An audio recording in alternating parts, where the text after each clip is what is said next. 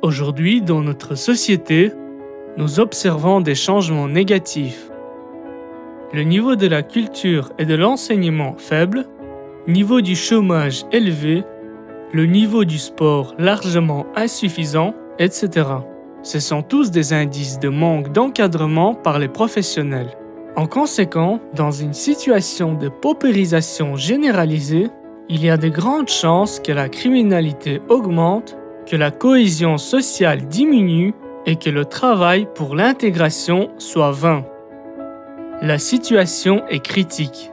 Le constat de cette dégradation est visible. Et tout le monde comprend que la source des problèmes provient du modèle actuel de la société. Pour les causes connues, malheureusement l'ensemble du système et de ses représentants bloquent et craignent des mesures constructives qui le fassent de façon passive ou active, mais le résultat reste le même. Des réformes proposées actuellement et qui ont la couleur du progrès vont, dans la pratique, à l'encontre du progrès social, de la cohésion sociale et de l'intégration. Les moyens économiques existent et ils devraient être orientés vers le but suprême du bien commun et le développement de la société. Il est plus urgent de mettre les moyens économiques dans la prévention que dans la répression, notamment dans la culture, dans l'éducation et dans le sport, plutôt que dans la construction des nouvelles prisons.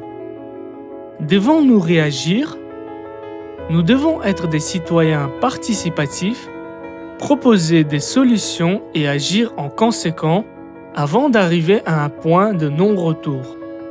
Dans le cadre de nos réflexions sur la cohésion sociale, le bien-être et la santé du citoyen, les propositions de l'UPM sont les suivantes.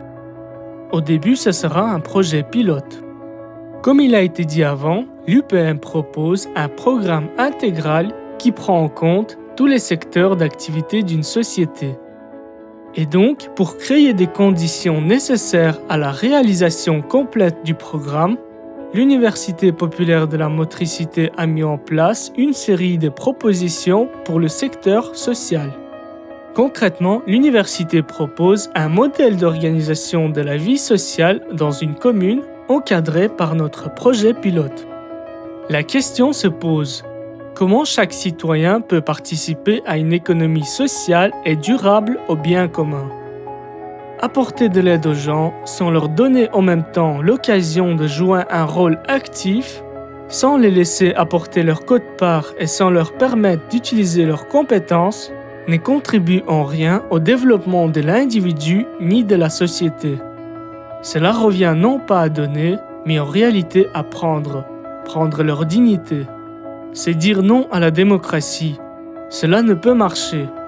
La démocratie doit se construire à partir de la base et non du sommet. Actuellement, la société, quoi qu'il en soit, a de l'argent pour financer le secteur social.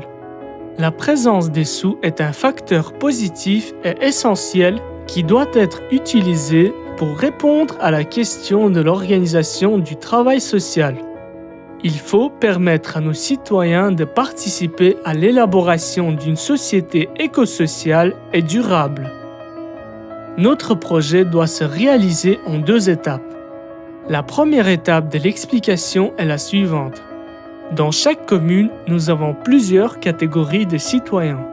Les travailleurs déclarés, les étudiants, les bénéficiaires d'aide sociale, des pensionnés, des immigrés, etc. Nous proposons d'introduire une règle équitable pour toute la population active qui bénéficie de l'aide sociale. Tout le monde a la garantie d'avoir l'aide sociale, mais à une condition de travailler 1 à 3 heures par jour pour la commune de façon à participer à l'effort écosocial et durable.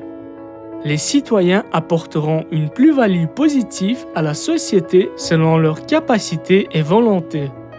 Et donc nos futurs travailleurs sociaux vont bénéficier de l'aide sociale et des incitations positives de la commune. Nos objectifs sont, à travers cette proposition, de sécuriser l'obtention de l'aide sociale pour tous, respecter nos travailleurs déclarés par un équilibre juste, durable et social, améliorer l'environnement dans notre vie quotidienne, avoir une influence éducative sur les adultes et comme conséquence sur la jeunesse. Stimuler nos citoyens inactifs et donc permettre à nos citoyens de participer à une élaboration d'une société écosociale et durable.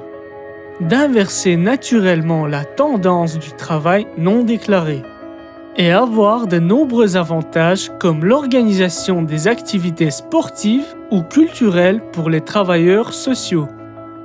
La commune, en tant qu'organisateur principal, devra organiser le travail social dans plusieurs secteurs pour leurs résidents.